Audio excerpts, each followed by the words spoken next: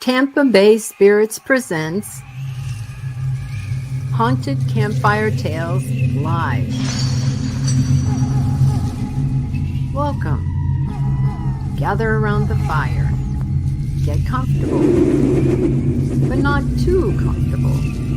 The true ghost tales are about to unfold. Hi, I'm Rob. And I'm Joan. I'm Robin. I'm Joy. We're really glad that you're here tonight, whether you're watching us live or if you're looking at the recording later on or listening to us live or later. We're really glad that you're here. Marjorie Deering says, hi, everybody. Hi, Marjorie. Hi, Marjorie. Marjorie. You may notice we're a few people short, and that's because Jess and her family are dealing with, they've just moved back into their house, the one that was wrecked by the flood last year from Hurricane Milton. And so they're dealing with all of that. And Beth and Les just got home from trying to reopen their school, which their school was completely destroyed from Helene, the hurricane, just a couple of weeks before Milton. So anyway, they're all exhausted and couldn't be on tonight, but we're here. Yes, we are. I don't know if that's a good thing, but okay.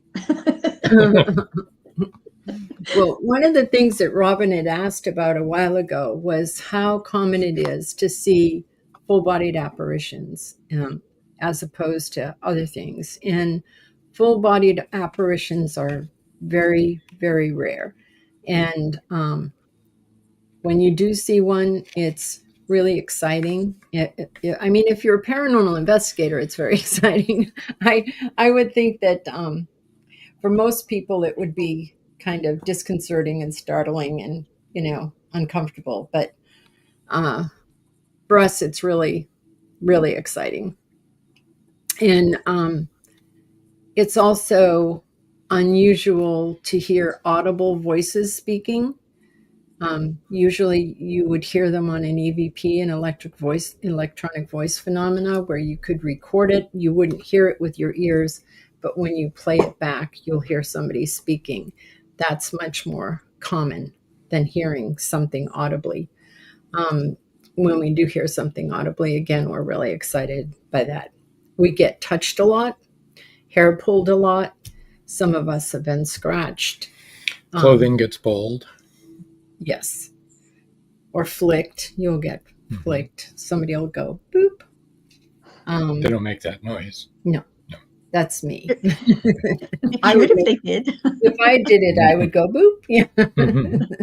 When I'm a ghost, if you hear boop, that's it's not Betty. It's me. Yeah. But yeah. So that's, if you remember, when we went to Gettysburg, we had that picture of a Confederate soldier leaning up against the cannon, and you could actually see his friend beside him. At first we didn't, and that we only captured in a photograph. We could not see that with our eyes. Our eyes couldn't see that, but the camera could pick it up because of the different way that it deals with light. Marjorie says, might that be because it takes appearing as a full-bodied apparition, takes more energy, just like other feats spirits perform? I think that that's probably very true. I think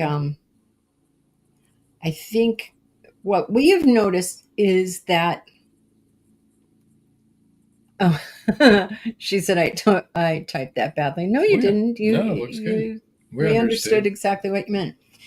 I think that it does take a lot more energy, and we have found that the longer a person has been deceased, the more practice they've had with trying to do that thing. And so you tend to get those full-bodied things from very old spirits that have been there for a while. And also, though there's some spirit that I'm thinking of actually that we know exactly when she passed, and she's from like 1 month after her death, she made herself known and has always been very strong and able to manipulate things very easily. But I think it takes a lot of energy for them to do that, to appear as an full-bodied apparition, and I think it also takes practice. Okay, the reason why I was asking was because of how many times I have seen them. I didn't know if that was normal or abnormal. And I would wonder if you were seeing them psychically or if you were actually seeing an apparition, whereas if there was another person standing beside you, if they would have seen that, that's when you know, okay, that's an apparition. Well, one time it was my brother and I both saw it. I was younger. One time it was just me, but when I went to the homeowner and I didn't even say what I was going to ask. I think I've told you the story. I pointed towards the living room and I said, can you tell me, or is there or something? And she goes, did you see the guy sitting in the chair? And I said, yes. I said, I saw him in the other room too. So she had seen him. And then when I was in the hospital, when I was 12 years old, this old hospital in Brooklyn, so a man came to the door dressed in what I even recognized then, because I always have been like a history buff. It looked like clothing from like the 18th century. I mean, not 18th, 19th century, or early 20th. And he just stood there staring at me. And I tried talking to him, and I realized I could see a little through him. So I pulled the covers up over my head because I was like, go away, leave me alone. I'm just a kid. And there have been a couple other times. I don't think every single one there was somebody else there, but they were corroborated in some fashion. Mm-hmm. So yeah. I don't know. That is really rare. Okay. And it makes me wonder, why am I? That's why I wanted to know how common or not common it was, because why the heck am I seeing them? I started the first. I used to see things when I was a kid, but I knew nobody else could see them because they didn't see them. Right. And I would say, yeah. Then when I was in my early 20s, there was the house that I was living in had a ghost, and she would appear all the time and walk past me and turn and smile.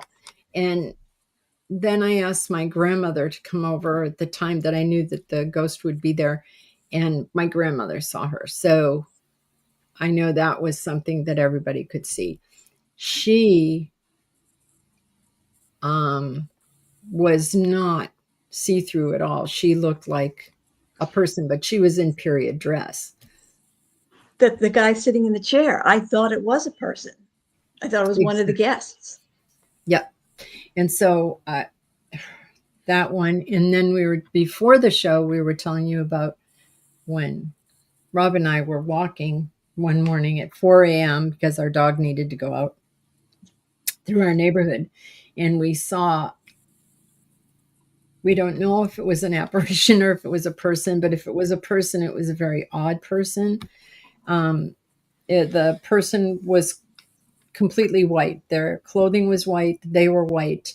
Probably 250 to 300 pounds, wouldn't you say? He was big. And he was big person. And he was arms straight out, stiff like that, and legs stiff like that too. But everything was white. Everything was the same color white. we came around the corner, and we live in a retirement community, and we have like little benches set up. Like we have a couple of, we have a lake and a pond. And so we'll have little benches where people can sit down. And he was on one of those benches, but with his legs and his arms all weird, straight, like I said, straight out, stiff. And we came around the corner, and we were startled. And then because we were startled, we didn't want to be rude. So we said, good morning. And he didn't look at us, but he did reply in a very like weird voice, like, good morning. And we were just like, we kept walking. And after we were about a block away, we looked at each other and we said, maybe we should have offered to help him or something. Or was that an apparition? If he needed help and it was a living person, he would have said. You would have thought. Yeah. Hey, listen, the way news travels in this neighborhood, we would have known that there was somebody that needed help, because we would have heard it through the grapevine the very next morning. That's very true. Yeah. So there were those 3 different instances where, but you've seen a lot more than most people. But I thought, didn't you, Joy, also see somebody? No, I've never seen a full body apparition. Apparition. No, Yeah. there's one right behind you. There is one. Kendall said, did Missy react? Hi, Kendall. This is our Kendall Carter. She's our daughter-in-law. No, she didn't. No. She didn't bark or anything, which is unusual, as you know. Was that with Rachel? That might have been with Rachel. No, it was a while back. Kendall says hi. Anyway, so tonight, Kendall, we're talking about apparitions and different kinds of divination and all that kind of stuff. So, right, and spirit communication. Yes, spirit communication. The different ways spirit communicates. Right. Have any of you in the audience, or Joy or Robin, have you heard about that story that's going around the internet about the little boy that spoke to another little boy and had him give? He died. He had been dead for like a year, and he told another little boy to speak to his mother and to give her a red Lego brick and let her know that he was always with her. Have you? Right? No, I haven't. Yeah. So you're gonna make me cry. I was wrecked reading the. Wow. So this little boy's sister was taking a makeup class of ballet, and his sister was taking a class of ballet. It was her regular time, and they never went there. The 2 little boys were the same age and had the same name. Wow. And the one little boy had been dead for a year, and he had told him, you're going to see them on this day, give this to my mom and let her know that I'm always with her. So that's been going around the internet. No, I haven't seen that. No, I didn't see that either, but break your heart. Yeah. Yeah.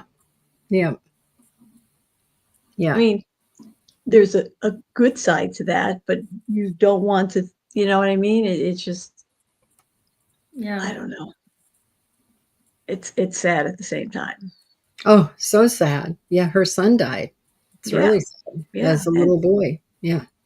And it would be nice. I mean, perhaps he wants to be there, but otherwise, as a mother, I might be thinking I'd rather he's at rest. Well, he probably is at rest. Because he's with her. No, I mean, he's probably able to go back and forth between. Oh, wow. Yeah. Okay. Like he's not always he's not here. stuck somewhere. He's not stuck here. I mean, I have my 2 grandmothers that pop in at different times, and they're not. They're not stuck Not- here. Right. They just come when they have something to say. One you don't want to hear from. Because she's always the harbinger of something really tragic is going to happen, but don't worry, you're going to be okay. And you're like,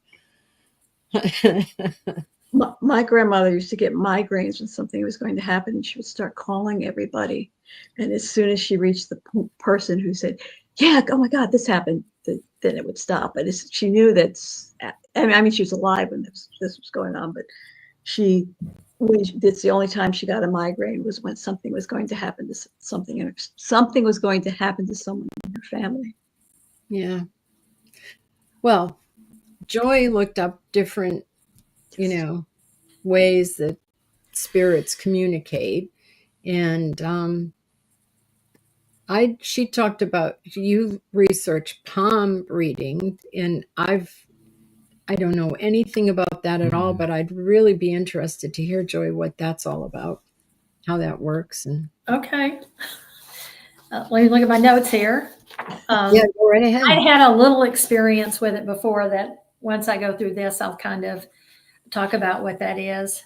So, but just to kind of give you a little history, and what it is, and the art is using the palm lines and the undulations of the palm to define the future and the characteristics of a person. And it's like all of these other means of communication. It's a pseudoscience, and it's a form of divination. And they've never been able to prove any scientific evidence, because different cultures have conflicting methods of interpreting what the palm is. And so there's no way to be precise on who may be, which culture may be right. And maybe they all are, but apparently they're pretty conflicting.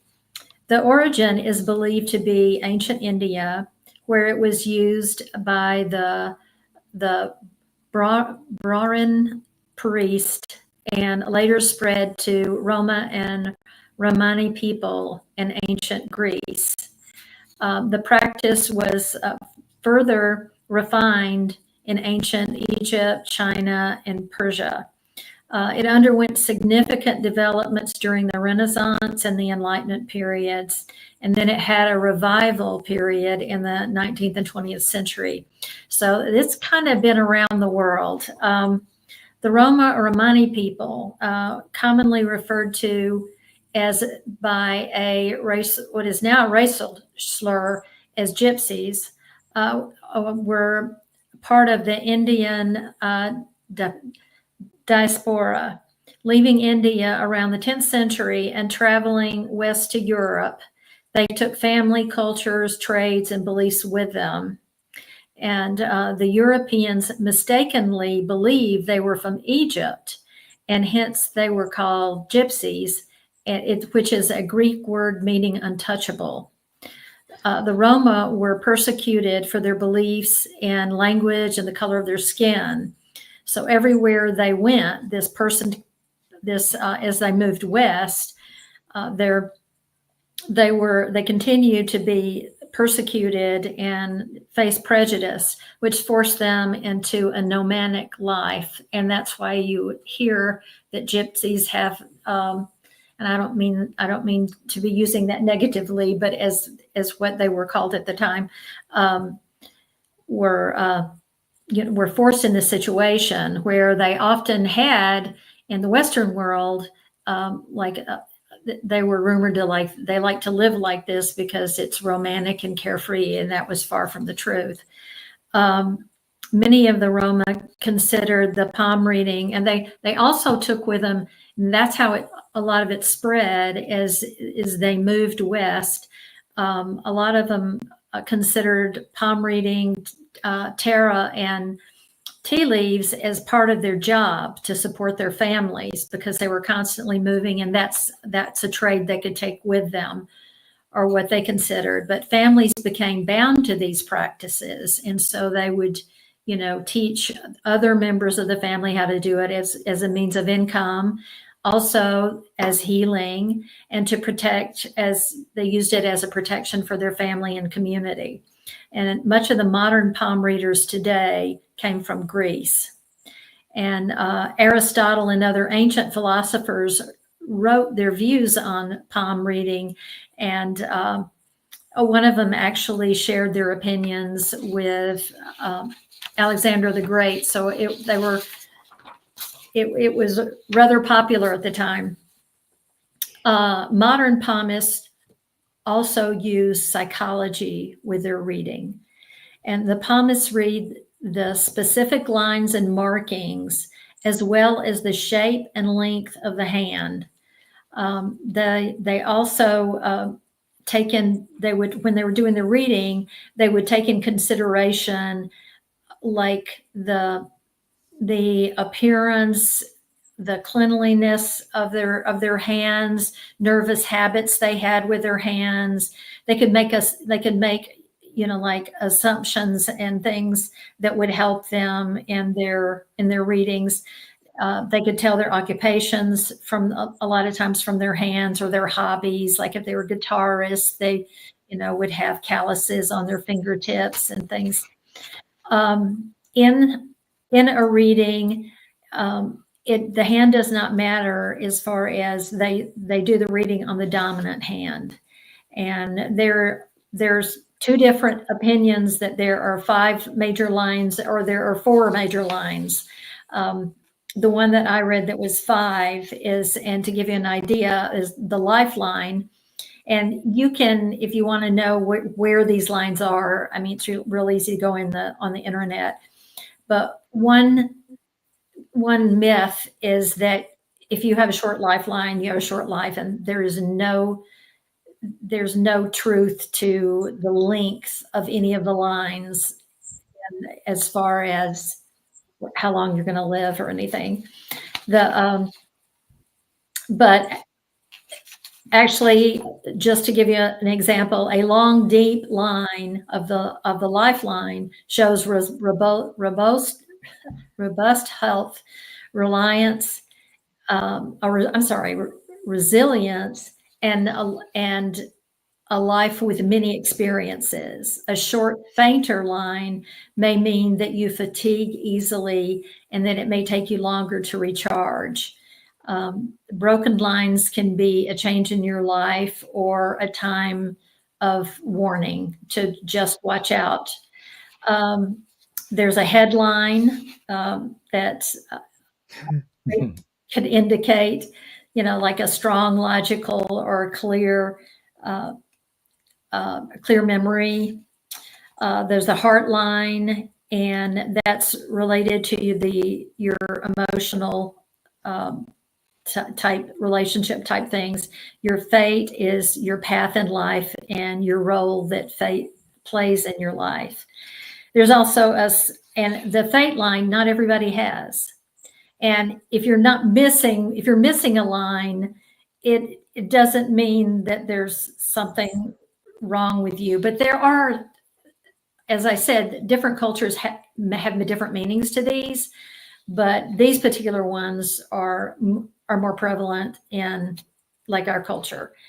But none of what that they read in your palm is something that your life is going to be that way. It's telling you what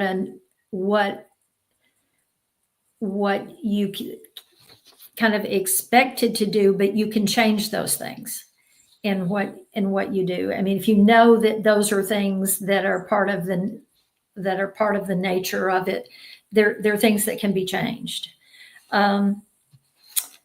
There's also like the mounds of your palm. That's the fleshy part. Mm-hmm. And depending on where it is on there, those can mean different things. So my particular experience when I was at Auburn, I took a cultural anthropology class, and one of the projects for the whole quarter was with a group with like 3 or 4 people. They divided the room up, and you had to investigate a subculture. And a subculture could be like a sorority could be a subculture, or some school activists, that got together, that could be a subculture. And so we took palm reading, and what you had to actually do is you had to go in and infiltrate into the group as just a common person, not anybody that was investigating. And so we couldn't go in and say, hey, we want to know, ask the palmist questions, because that would defeat the whole purpose of trying to figure out a little bit about them and their lifestyle and things like that you could ask in just casual questions. So basically for us, one of us, when we went, had to get a reading. And while the other people in the group were making like notes of like where they lived and if there were other family members around, and where they could try to determine things. And I did the first one, and the problem was that, Auburn is in South Alabama, and if you want to see a palmist, they're like 25 to 50 miles apart, so it was a trek for us. So it was like, we could only do one for a visit, or because it was going to be 30 or 40 miles the next day. So we broke it up, and plus it was costing us money because nobody would talk to us, because we had to be one of us had to be getting a reading. And the first woman was, she was just a Southern farm wife, and she was kind of a young grandmother, and she lived on this huge farm. She had this huge farmhouse, and then there was a little trailer. And so I just, we just stopped by. It was out in the middle of like farmland. And so I went first, and she wouldn't let anybody in there with me. And, I just kind of, I just said, I just want to know, how long have you been doing this? And she said, I've been doing this. I do some other things, but I mainly concentrate on, on palm readings. But she said, I've had sight since I was a little girl. And she said, I don't really need to do this. But she said, I feel like I need to. I feel like I'm called to, because she said, I couldn't ever share this because my parents thought I was crazy and, tried to get me to see people. And she said, so I just I never could talk about it. I couldn't do anything with it. And it was just all bubbled inside of me. And now this is something I can do. I'm like, okay, she seems pretty legitimate, in her feelings, and, I tried not to lead because, you hear it. And I read that a lot of palmists, people give a lot of stuff away that they want to hear. And so I didn't. And I just, when she said, is there anything specific you want to know? And I'm like, no.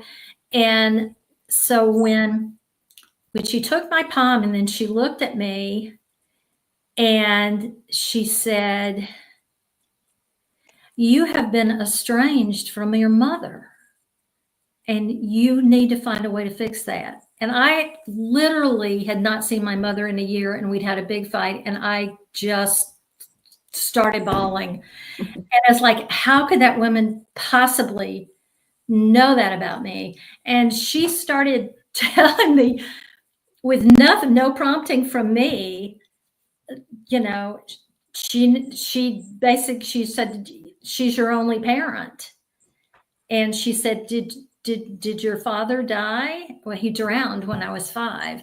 And so she was, we walked in, there was this lady didn't know me from Adam's house cat. And I was when I left there, I was so shook.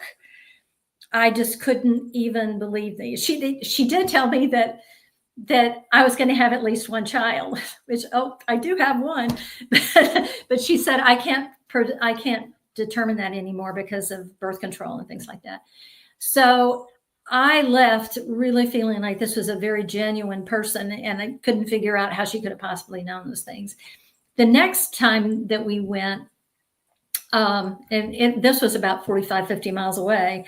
And when we got there, and it just had the palmist out. And so the young woman, or I guess she was probably 17 to 18, she opened the door and she had an accent, and she said, "My mom's not here." And I said, and we said, "Can we wait?" Because we wanted to be able to go in the house and, kind of see, because you're kind of investigating, you're kind of snooping. And so she went in and she started talking to us, and she told us basically, she didn't tell us where she was from. She said that they'd been in the country for a few years, and they had a picture of the Virgin Mary on the wall, and so I could tell she was Catholic. And she began talking, and she said, I mean, literally, I said, ask her if she could read palms, and she said, "No, it's a gift, and it usually comes into the women, and it's usually around somewhere between 18 and 21 years old." And she, that she was homeschooled, and this was in the 70s, that she was homeschooled, and that she couldn't associate with other girls, and that she had been predetermined to marry somebody since she was a young girl. And that, of course, I mean, so we learned all of these because this was really embedded in her culture. I mean, we could just tell talking from her. And as soon as her mother came in and saw us there, she shooed all of us out. But she's like, and she had a thicker accent, and she said that she wanted,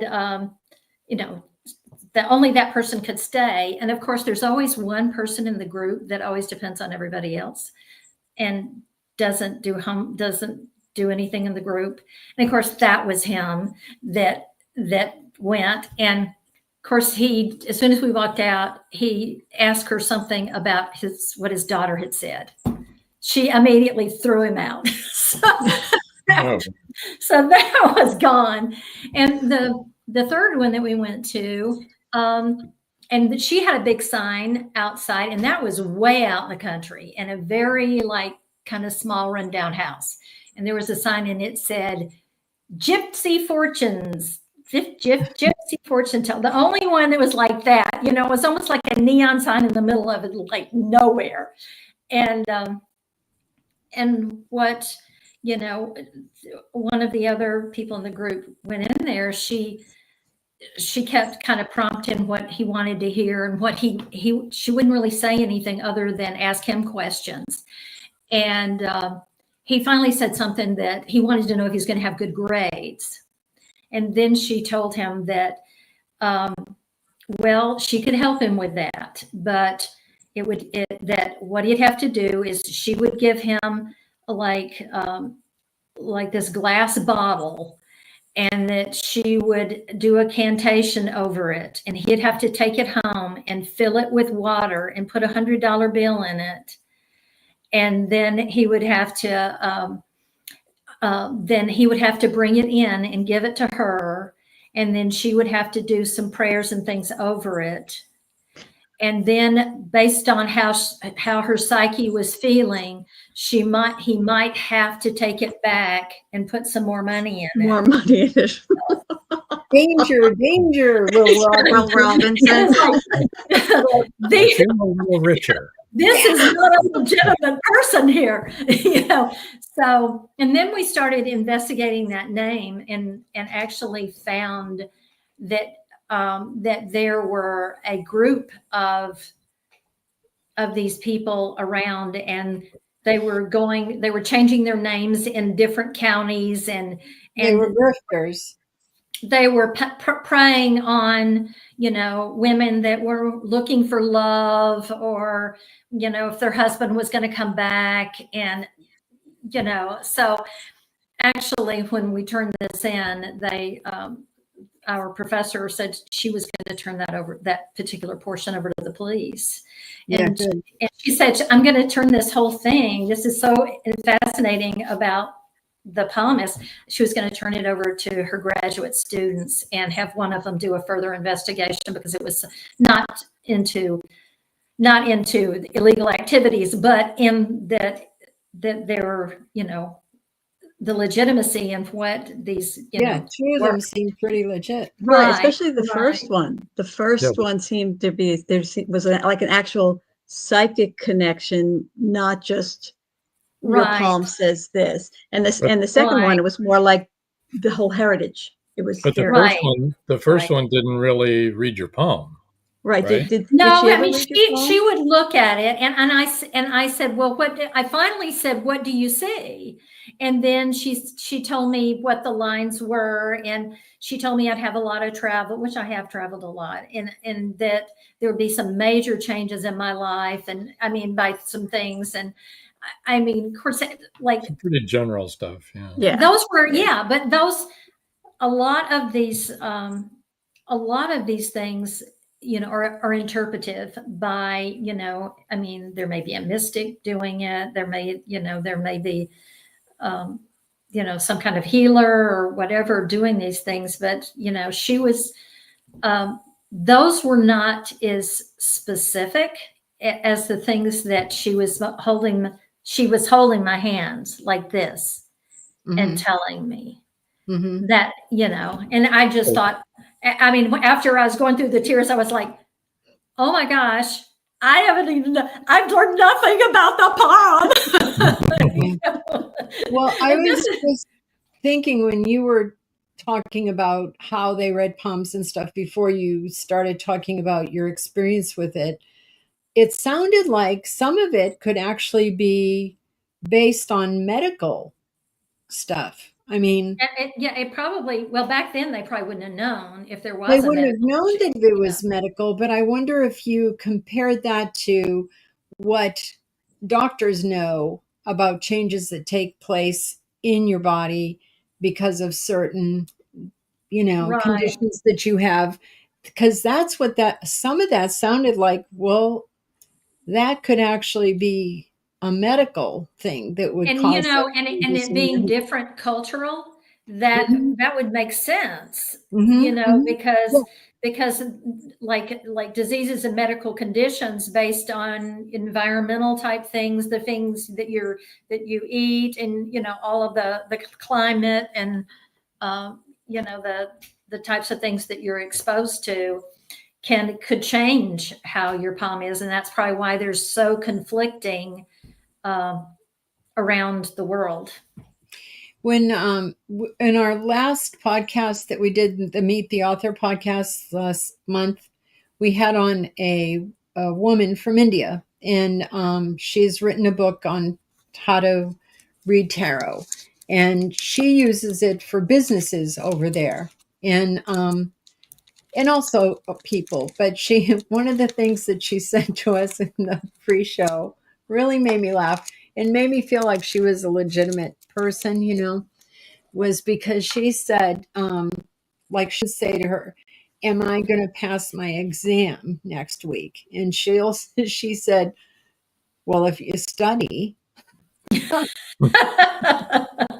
I thought, there you go.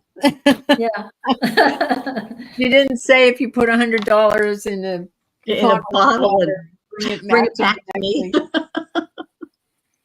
Well, no matter, there's people that are gonna scam people, Oh, yeah. I mean, all you have to do is pick up your phone or look at the text that tells you that you've got a package that somebody needs to deliver to you if you just send them $500. Lately, I've been getting things from texts from headhunters saying, oh, we've read your resume and we think you're going to be perfect. And I'm like, Yeah. or the one where you owe the Turnpike Commission money, and if you pay them Yes. 10%, yes. Okay. Yeah, or your income tax. Yeah. Yep. Yeah. Oh, there's plenty of Or the scammers. They'll post find a office way. that says your package is here and your address is all messed up. But we Now, have wait a your minute. phone How number. did you get my phone Yeah. number? You're the post office. All you But had was my some of address. these are, like, very lonely people that live out in the middle of nowhere, and Yeah. it's just that have very little means anyway, and to see, and you think putting money in water, but they want to believe so badly, Mhm. and there are people that are very convincing. I think that's one of the reasons why people are always surprised that we don't charge for paranormal investigations, that we do it for free, because I think there are people that would try to scam people, Mhm. say, oh yeah, your dad's here or whatever, Right. Mhm. Or even if they're afraid of something in their house, oh, we can fix that for you for a fee. Oh, Yeah. exactly. Exactly. Wouldn't that be horrible? Wow. Yes. I would be so afraid God was going to strike me dead. I mean, it'd be like, really, Joan? You're going to You're do gonna that? pay for that one. Lightning bolt. Who gave you that gift? So it kind of sounds like in the issue of palm reading that it's up to it's not necessarily what's in your palm, but how the spirit is speaking to the actual and how sensitive the person is that's actually Right. offering that service. Well, that's what her experience was. But Right. when she was reading to us about how they do it, like anything you can Google, she said you can Google that and stuff. That to me really sounded like it could be based on anatomy. Anatomy, yeah. And have a But- real, But in talking about because this, you can tell a lot of things from people's fingernails and toenails Right. and on their medical condition, and I'm sure there is about their palms. but too. in the case of spirit communicating, it's more through the person that's actually doing. The woman she saw for sure was Yeah. sensitive. Definitely. Yeah. Aren't there people that read your head? Yes, In the same phrenologist. vein. Yeah. Right. Psychologist. No, Psychiatrist. not a psychiatrist or a psychologist. Yeah, Richard reads your head. Remember, we have Richard on, our friend who's a retired therapist. So, Joy, you mentioned smoke and fire. How would smoke and fire? Okay, let me get my notes so I can. Your notes are very extensive. Very. I have had about 60 pages here. I don't know, not that really not that much. I have a half a sheet. Well, Joy, I mean, I get, Mhm. I want to be accurate here. I get like that Okay. with research too, Joy. I get started and I'm like, whoa, this is pretty interesting. Well, I'd rather have too much and be able to go back, because I mean, some of these things are like it's not an exact science. Like I said, it's a pseudoscience. Oh, I have one And- more question before Okay. you answer that other question. Is so when you were first talking, so is it a type of fortune telling? Do they tell your fortune or? Yes, I mean, well, they can, Okay. based on what your lines are saying. And so, based on your lines, they can tell you, and, I think people get a perception of you, if you come in dirty clothes and, you're desperate and everything, and they're looking at your lifeline, and it's a lifeline that says you're going to have there's a success line that you're supposed to have success and everything. I mean, they probably are not going to give an unrealistic expectation, but maybe give them that, this is showing that you can overcome this and you can be successful and whatever. So I think now what they're saying is that people do use like some psychology with it. And I think a lot of people now, whether they're all psychic or not, I think some people try to give you like hope. Now, I may have mentioned this at one point because we for my for one of my milestone birthdays, my husband brought she was like a palm reader, but she didn't just palm read. She did drawings. She read the person. I mean, she was really a psychic. She actually Did she had do automatic writing, that kind of drawing, or? Well, actually, because somebody told me that they looked at her palm and they talked to her, and a friend that was there had not told anybody she was going to have surgery, and they told her that she was going to have surgery within the next week or so. And somebody else that was there, a friend of mine, they told her something that was very personal, and she had never told anybody, and she left crying. So, but she used different things with me, and she brought up something in my life a long time ago from all she did when the minute I walked in, she had a pen and she was just looking at me, and she said, just talk. And, and I didn't really say much, and so she's just drawing this thing.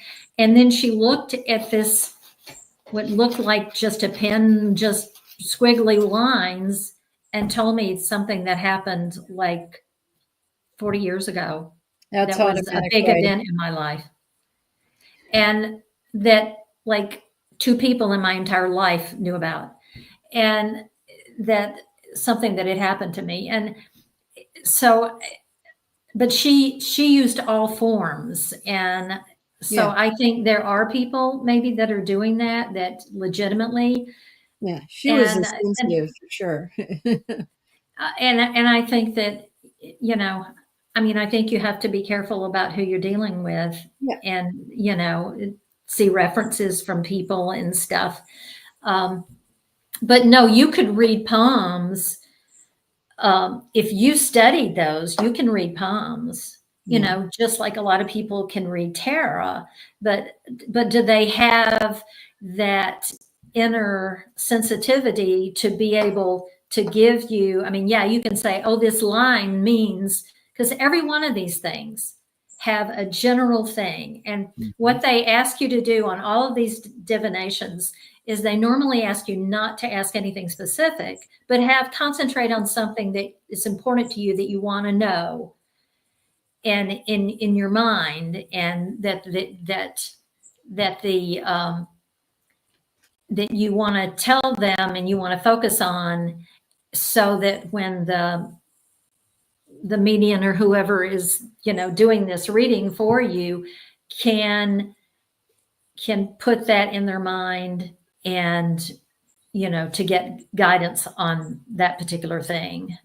Now, I've never had a reading of any kind, but we were at a fair, and it was a psychic fair, and Rob wanted a reading. And so he sat down to have this reading, and I was standing beside him. And the whole time that she was talking to him, she kept looking up at me. And I thought, Of course, you were going like this.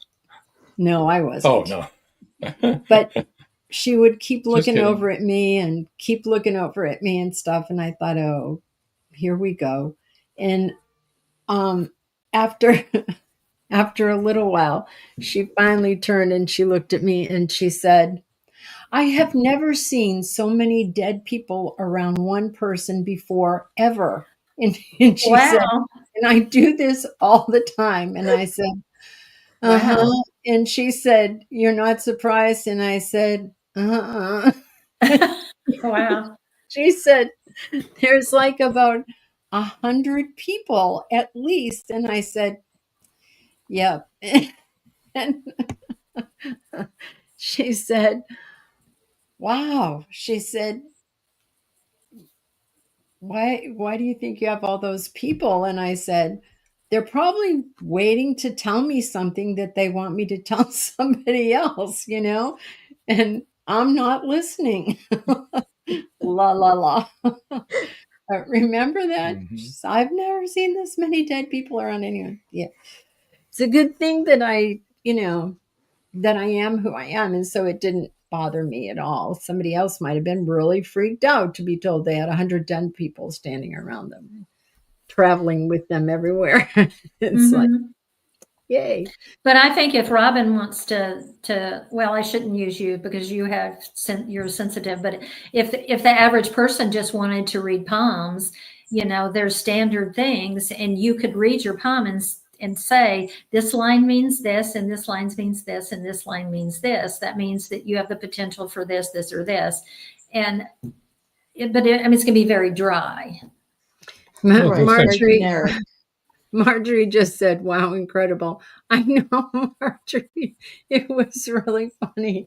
And what had happened was every time we were with another couple, and we would be walking past all of these psychics that had been set up there, and we would walk past them, and the other guy that was with us would say, Joan, every time you walk by, they follow you with their eyes.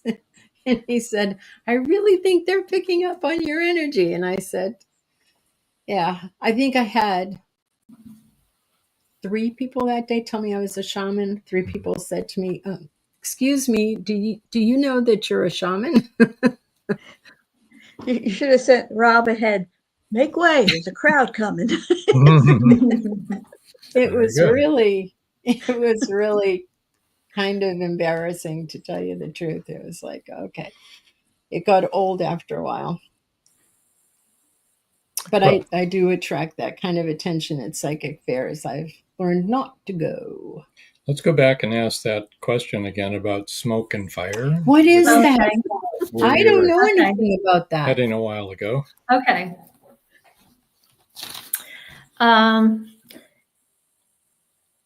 It's smoke divination is called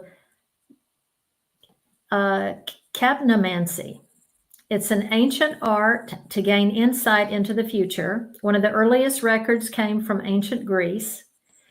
Herodotus wrote about the Scythians using smoke from burning cannabis seeds to induce a trance, and it would work. and it puts you in a trance state, and you were able to receive divine visions. And the Oracle of Delphi, Pythia, she was said to inhale the vapors from the cracks in the earth that were coming up. And she was able to deliver a prophecy. In the Celtic paganism, Druids observed plumes from sacred fires during seasonal rituals, and the shapes rising were supposed to be coming from the spirits or the gods. Some of the Native American tribes use the readings from the ceremonial fires, and the smoke was supposed to carry their prayers up to the spirits, and then whoever the shaman or mystic or whoever would read, they would be sending them back down with answers, and they would read the smoke. After the African, Middle East, and Asia variations of smoke divination have been documented. Now, how it works, the premise is that the deities or spirits could communicate through signs and symbols to humanity through the rising smoke. And let's see, the gifted whoever diviner is the one that will interpret it. And the smoke, because it's mystical and ethereal, and it's ever changing, it's supposed to like move in a lot of different ways that they can, because it's not the same all the time. But like they had predetermined shapes. Like if you're, they would try to make forms and fleeting images and channel energy from it. Specifically, what was I going to say? There was the heart. If they saw a heart, it was a positive omen for men, or it could mean true love, or a I cannot read my writing.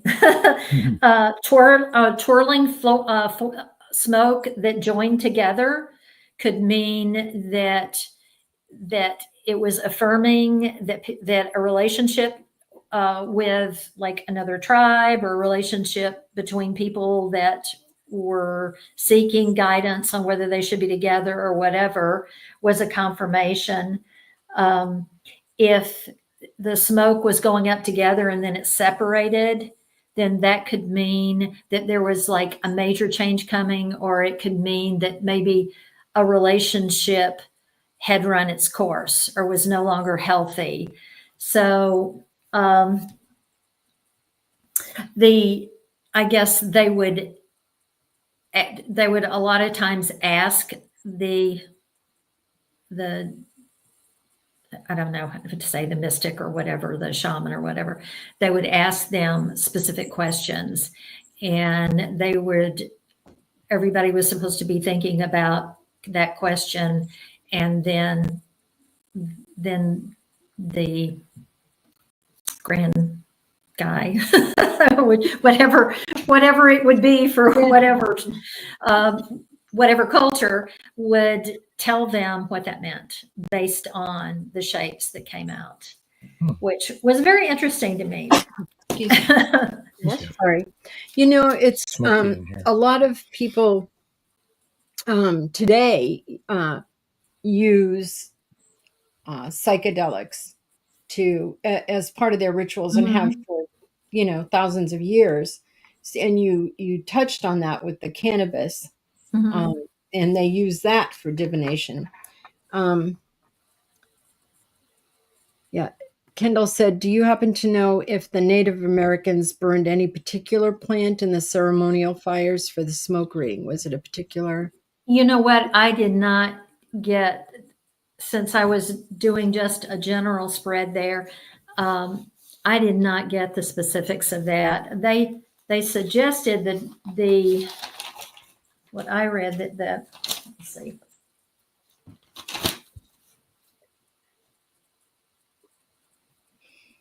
Well, you were talking about cannabis for one, and that's but that was not that was not the Native Americans. No, I know. No, I mean, now this article that I read was referred to the Cheyenne, Cherokee, and the Lakota as in this particular article of this. And that was under, if somebody wanted to look it up, I got some of this information from secretschoolsofwisdom.com about the smoke. That's interesting. But I mean, I'm sure that you could, find that out. I'm sure that they have, because every culture had their own specifics, and they all had their own meaning for what they meant too. So. Well, you were talking about the Oracle of Delphi, and what's interesting is that they've done, and that's why I mentioned the fact that for centuries people have used psychedelics, and also in the indigenous people here in the United States have used psychedelics for divination. And the Oracle at Delphi, they went in and studied, because they know where she sat and what, where the cracks were that you were talking about. There is actually a gas that acts like a psychedelic, and that is what happened. So, I find that so fascinating that all these years later we were able to say, oh, So it's not just myth, reality. uh-huh. Well, she was getting high and she saw things, and told things, but yeah, it's interesting. Very So interesting. I didn't do a lot on the fire, but I suspect it's like the same kind of way. Mhm. And they probably have specific things, like she was asking about of that they burn that cause the fire to maybe be more vibrant Maybe it in is the like a flame. sacred wood or something that they need to burn, or like Kendall said, a plant. Maybe it was a particular plant or something. Yeah. But I yeah, also was looking at the Britannica. There was a lot of information on, and as that is a resource too. I mean, I didn't just go straight to like Wikipedia. I was, trying to get some other information. There actually was, and I don't know if that was the one, but there were a couple of people that actually that had websites that's what they do. They're smoke readers. oh, there's still Interesting. today. That's Yeah. that's it. Very Yeah. And I'm interesting. not sure if that was one of the, because my notes are all jumbled right now. But yeah, there were several that's what they do. They read smoke. But yeah, That's crazy. That's really crazy. and you were going to talk about the tea leaves. Did you see that they also read coffee grinds and wine sediment? And of course, if I'm reading about wine sediment, I'm not going to be at the bottom of that thing, and that's the last class I'm having on that one. So, Robin, you did some tea leaf stuff, right? I did. I'm sorry to Investigation. say this right here is right here at the bottom is my extent, but it was just notes. It's just words so that I can like try and now figure out what But I so was you're writing better down. at remembering all of that stuff. I'm not. I worry about like misrepresenting it because I'm not real familiar with it. If I, You can let the spirit guide you. yeah, let the spirit guide you. Okay, well, actually, I ended up reading this article about tea leaves being used during Victorian seances to enhance spirit communication, which I like. Wow.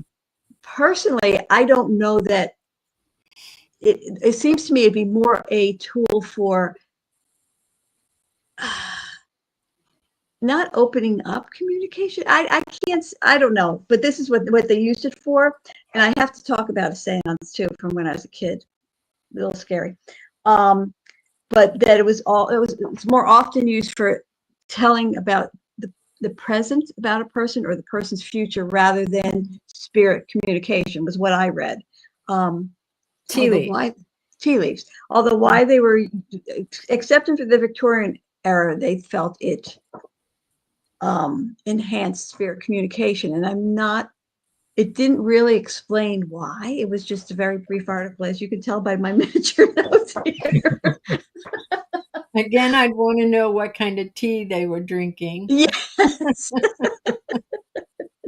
And that may be why it enhanced it.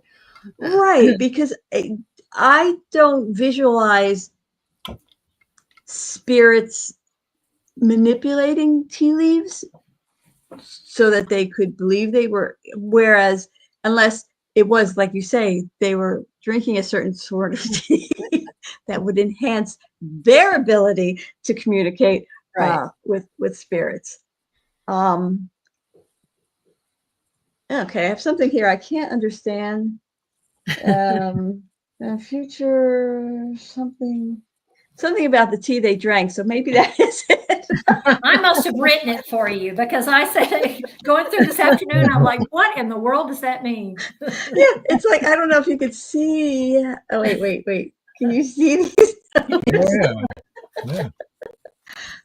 But yeah, when I was a young girl, my godchild actually said she was going to be watching this, but I don't think she's on. But her mother and I were best friends forever since we were young, really young. And she came over to the house one day and she said she wanted to do a seance. I'm like, a what? Okay. And it was just the two of us. And it wasn't like either one of us had any concept of what we were doing, what was going on or whatever.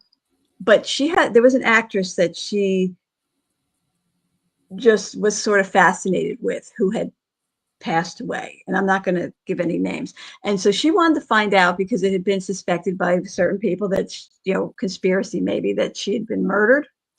So we concentrated on that. And then she says, I don't even know why she did it like this, but she put a cup, it was like a wax paper cup, where it's got, like the old Dixie cups, over a flame of a candle and then pulled it off. And the flame had burned into the base of this cup a rose. It looked like exactly like a rose, and initials. And when we saw what the initials were, it scared the living daylights out of us. Because I don't know if I don't want to say, because it was never decided. It was just decided that this actress had died of natural causes, but no, suicide maybe. I don't know. But yeah, so when the initials showed up for somebody that had been one of her lovers, we were like, I'm not ever doing this again, because that could have been real. I don't, you know what I mean? Right. It just seemed like it was too dangerous to be messing around with something like that. But we were kids, so we just thought it was so like when these Victorians were all doing their seances, they probably needed the tea to protect themselves. You know what I mean? Marjorie says, I use chai tea, but I keep the leaves in the tea bag. Read them through the paper. Read them through the paper. But even the tea leaves, there are certain things. I mean, because they're looking for shapes, and it's like Right. this shape, this means this, or if there's a letter, that means that. And so, I mean, I don't know if. I mean, I'm sure that if for people that are sensitive, it helps them, interpret things because they can see more than just, oh, gee, there's a Ellen there. You must be falling in love soon, or something like that. Right. And I just don't like, I can see where you would look at the leaves and associate something with them, but I don't know that I don't see the leaves increasing your ability to have communication with the spirit. Whereas if you're reading somebody's tea leaves and they just had it, they just drank it, and you're reading something about that person, anything that's coming to you, I don't know that it's through the tea leaves, but more through the connection with the spirit yourself. Yeah. There's a differentiation there. Yeah, I think that for me, I know that when we when we do investigations of a house, right? I know that when we go in, we use a lot of equipment, right? But for me, I can sense things, and Beth can sense things, and Jess can sense things, Right. and some of our other members that that haven't been on the show, they can sense things, and so that actually speaks to me more about what's going on there than even the equipment that we use or anything that would be a manipulation like tea leaves or crystals or and like I said, I use crystals, but I still get more from confirmation from other people feeling the same thing or sensing the same thing. Like, we don't talk to each other about anything, but the last investigation that we went on, every single one of us said the activity took place in this particular room. And the homeowner was like, his eyes got 3 times bigger, and he said, yeah, that's where it all happened, right there in that room. And we had all felt that without knowing that anyone else was feeling that, And so for me, that I trust that more than a lot of other things. Though I don't have anything wrong with people using other things or whatever. Like I said, I use crystals a lot, but And with the crystals, I have more faith in those being an aid because they have their own energy. they do have their own energy, and I feel like God created everything, and He created everything with a purpose. And I think that, for example, crystals are used to transmit energy and radios and all different kinds of things. And so it's a real thing, it's a scientific thing that does happen. Same with water. I have some notes on crystal balls if you want. Those are the spheres. I was gonna ask about that, because when you're talking about the palm readers, you often see you crystal have to balls. see them looking and staring, and then on the Wizard of Oz, you see them looking Right. in. And I believe that happened. I mean, that really did happen. Wizard of Oz was real. Yeah, Do you remember Jane Dixon? Yeah. Yes. Oh, Yep. yeah. And she apparently used a crystal ball, and Did she? I did not know that. Yeah, she did a lot of predictions in the 40s, 50s, and 60s, and she predicted Kennedy's assassination. Yeah. So she was known for a lot of, I mean, all of her stuff didn't come true, but I mean, I think there were some things that did come true.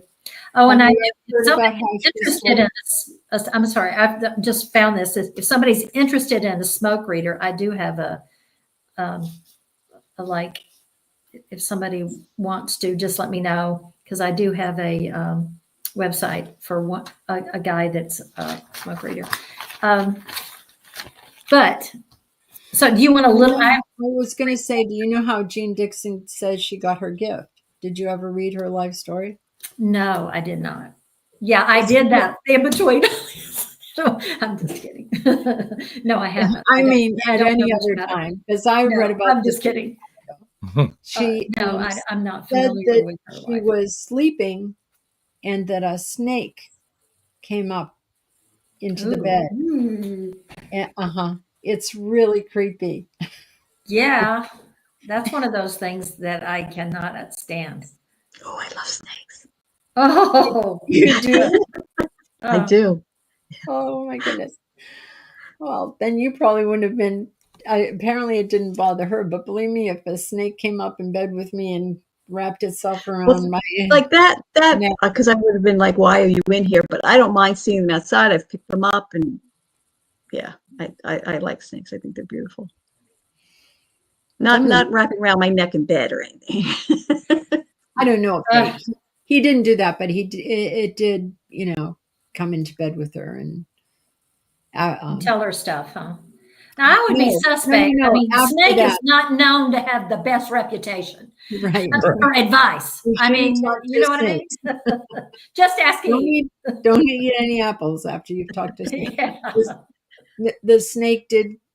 I don't think the snake told her anything, but it was after that she then had this gift, after this snake had come in and come across her. And yeah, it's a weird story. It's like, why would you make that one up, So, Joy, for the crystal ball. Oh, yeah, he's still. Do you think, or did you, and what you found out, do they see pictures in the ball? Okay, hang on, let me see. I mean, I know that was Hollywood and all, and I really don't believe it. But okay, it was like used by the ancient Druids. It was used in the Iron Age from 1200 to 600 BC, and with the Druids in the British Isles and France. Pliny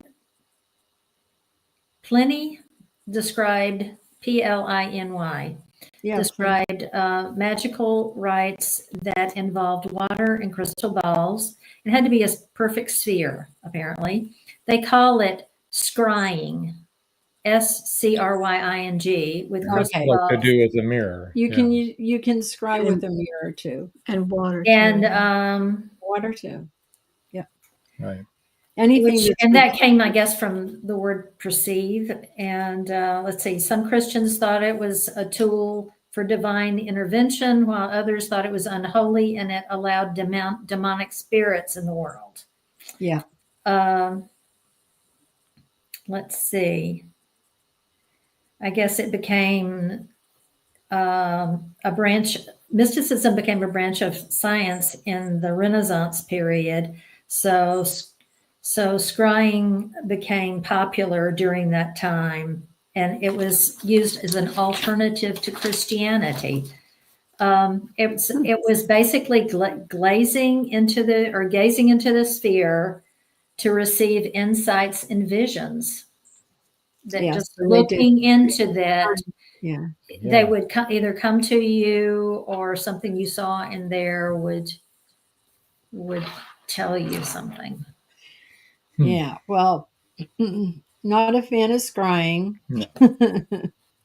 And Beth can tell you the story of an investigation that they did after somebody had been scrying quite a few times. And is that a mirror in a mirror kind of thing? Is that what you're talking about?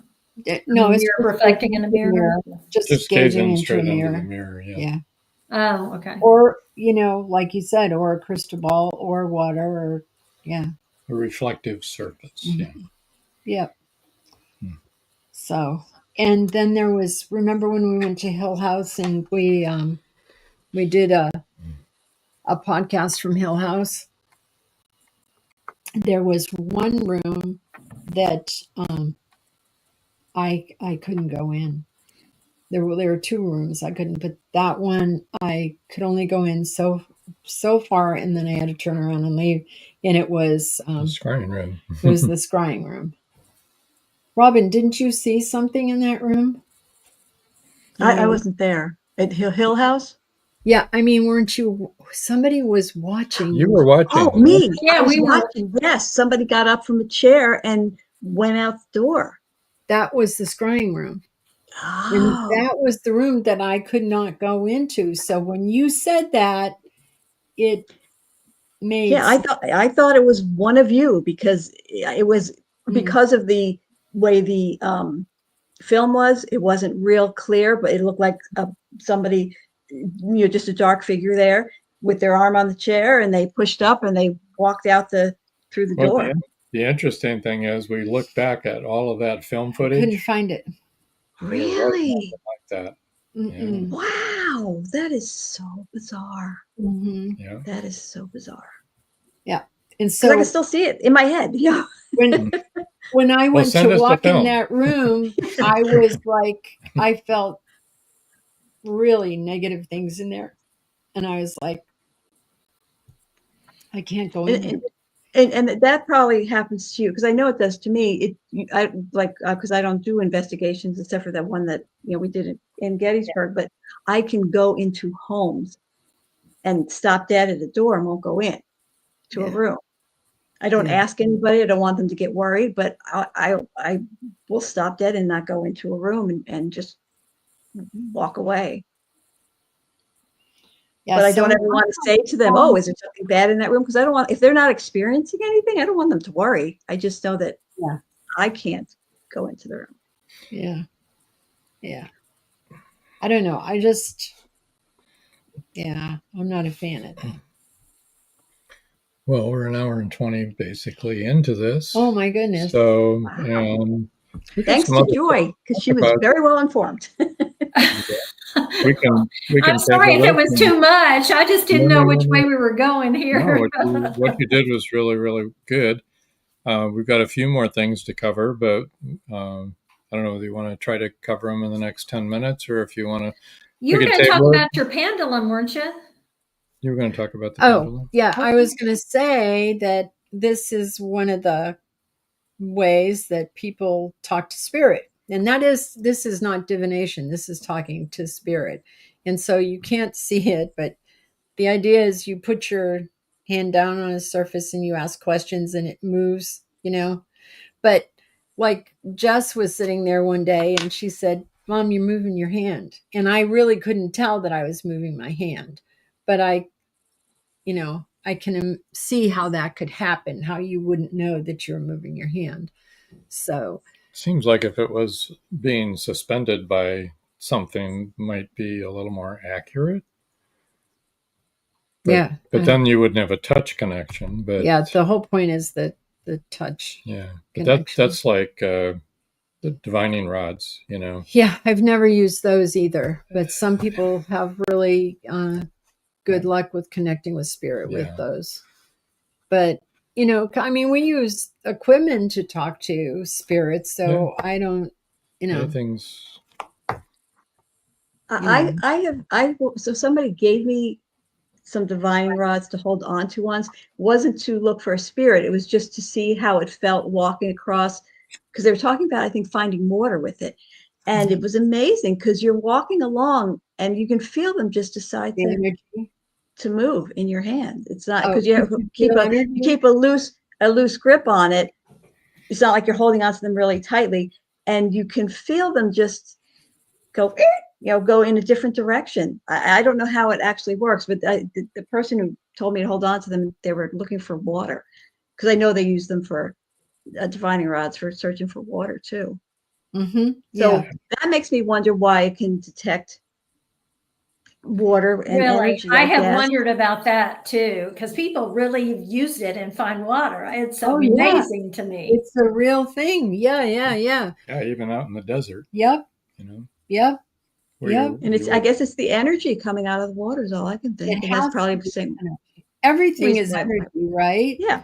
And so that makes sense. Everything has energy in it. Everything in the universe. And, you know, so, and that's what a lot of connecting with spirit is just feeling that energy. That's the way I always describe it. I can feel the energy. Right. And I think we've all felt that if you can feel somebody staring, like you can feel somebody staring at the back of your head, right? That's that person's energy. That's what you're picking up on. And it's nothing weird or gooey. No, if they're looking at you, they're concentrating on you. So there is a focusing of their energy. And you feel it. Yep, you can feel it. Sometimes you meet people and they have an aura about them. I mean, you just know instantly. I mean, it sometimes it just repulses you, and sometimes it draws you in. Yes. I mean, it's just like you want to be around that person. Right. And it's just like to be around that energy and that positivity and everything. Years ago, when I worked for the police department, and I lived in Doylestown, my oldest son was out with a friend somewhere, and a truck pulled in the driveway, and a guy got out. He was dressed normally, he had a beard. He looked what you would perceive as non-threatening. But as soon as I saw him get out of the car, out of his truck, I reached out and I locked the screen door. And he was looking for his son, who was with Derek. And I said, I think they're down by the pond. He goes, "Oh, can I come in for a few minutes?" I said, I'm leaving. I have to go to the grocery store, which was total BS. And I shut the door. When I went to work the next day, I described the guy, and he'd given me his name, and I'm not going to say because I was working at the police department, and showed me 2 arrest jackets for rape for this guy. Ooh. And he looked normal. He looked just like, as soon as he stepped foot out of the truck, I locked the door. And it's not something I would do if I looked out and saw somebody I felt comfortable with. And I should probably, none of us should say that, because everybody was like, "Well, look like a really nice guy," and she'll let me in. My daughters and I have talked about this a lot, and I'm sure Kendall too, that sometimes we can really pick up on that feeling from a guy, and you know that he has problems in that area, and you just know you keep those people at arm's length. They creep you out. Unfortunately, there's a lot of them. There are a lot of them. But like Joy said, then you meet somebody and you're like, "Oh, come into my house," because you just feel that something like there's a connection, and also you know that they're good and decent people, or Yeah. it feels that way. You know, they Yes. can come in and kill you, but I don't think that usually happens. I don't think so either. I do think we can have that kind of sense of a person, you know. And I say what that is being connected with the earth and nature, because it's like animals sense goodness and badness, Oh, wrongness. And I think that we, rather than standing above that, we are part of it. Those who Joy's laughing at me. No, I'm not. I agree with you. If my dog barks at a contractor that's coming over here, I won't let. I mean, there's happy bark and everybody loves me, and Right. then there's then Yeah, not and then gonna it's come like, in you my can't come house. in. Sorry. Yep, my No. dog knows. Yeah, I'll just meet you outside or whatever. But no, yeah. yeah. Animals are amazing, you know. They really are. We went camping recently. So insane. We finally got our trailer back after the blowouts last year and having everything repaired. And we took it out for a little shakedown camping trip. And we had a blowout on the way there. And it took out the same panel that it took them so freaking long to replace and to put back on. The one that brand new one, hadn't been on the trailer hardly long at all. It has been blown out again. And of course, now we need new wheel and tire again. And it's just like, oh, God. Yeah. But anyway, when we went camping anyway, they came and put on 5 hours it took for them to get there and change the tire. And we went camping anyway. And it was so, and we have gone to this state park a lot. It's not too far from our house, about 40 minutes away. And there's always a lot of deer there and stuff. And deer, you know, are very skittish and not real happy around people. But we kept seeing this doe and her two fawns. And they would, when we would walk by, they would look at us, you know, and turn our way and stuff like that. But they didn't run. And then one day a storm came in, and we were looking out the back window of the trailer, and here comes the two little baby fawns into our campsite. And they were very happy there. They were staring at us, staring at them. And then Mama came along, and she was happy there. And then a little bunny rabbit came hopping into the yard. So when you were talking about animals, it was like we felt like Snow White or something. All the animals.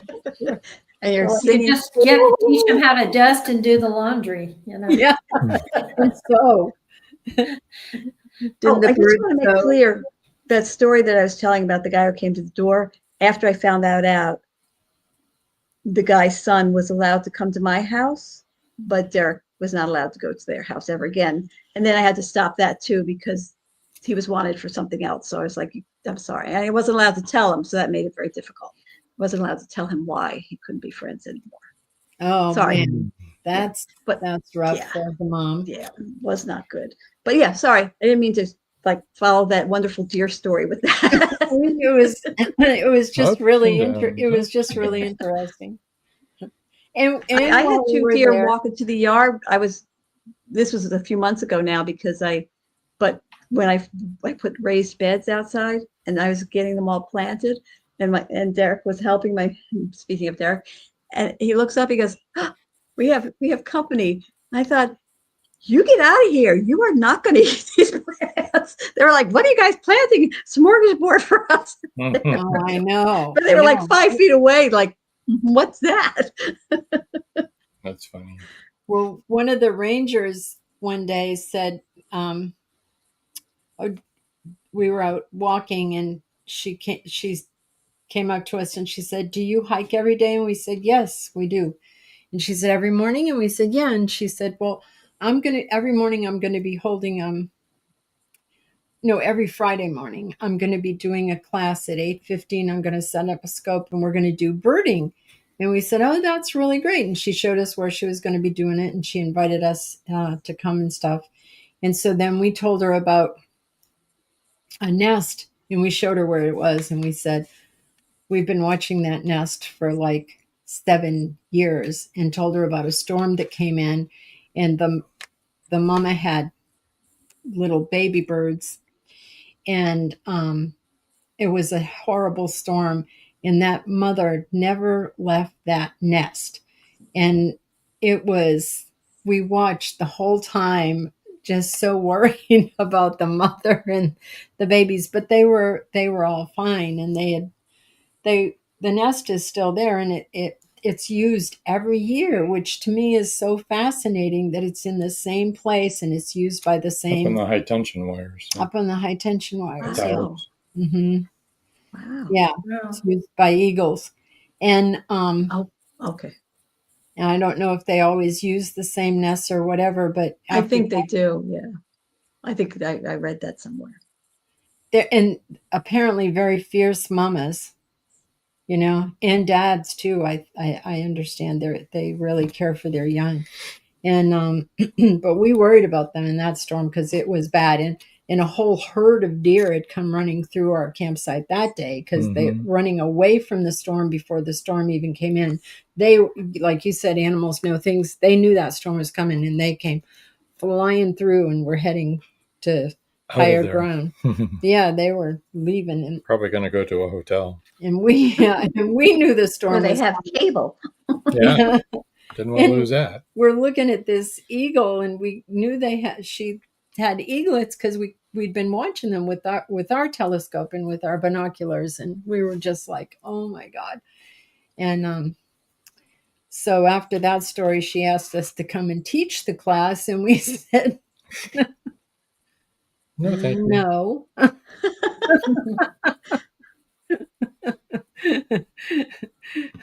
That is not going to happen. And now, since you said that, we're not even going to go to that class. Nope. Well, but probably ought to. Yeah, close it down. Close it down. Well, we next month we will have a bunch of stuff to talk about. Yep. And anything else anybody in the audience wants to suggest as a topic they want to hear about, feel free to let us know.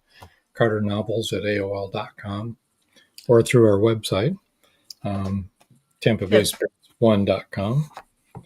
And our next show will be August 28th, Thursday. It's a Thursday on August 28th. We might change that to the week before because I'm not sure when Labor Day is coming into play. But I do have a ghost story to tell that we've changed where we store our trailer. And when we were there, the gal who was selling us the site and everything actually told us she lived there. And she started telling us she had paranormal activity there. And then she told me about a ghost story.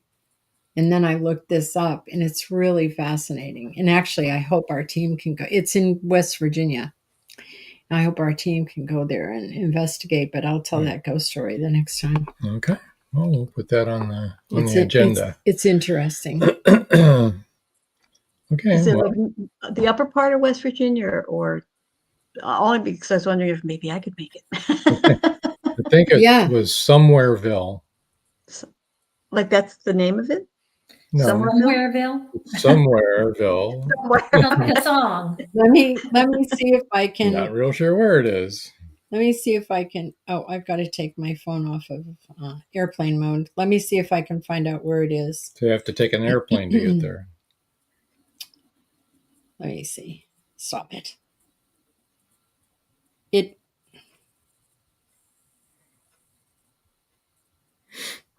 mean, I probably won't know by the name anyway.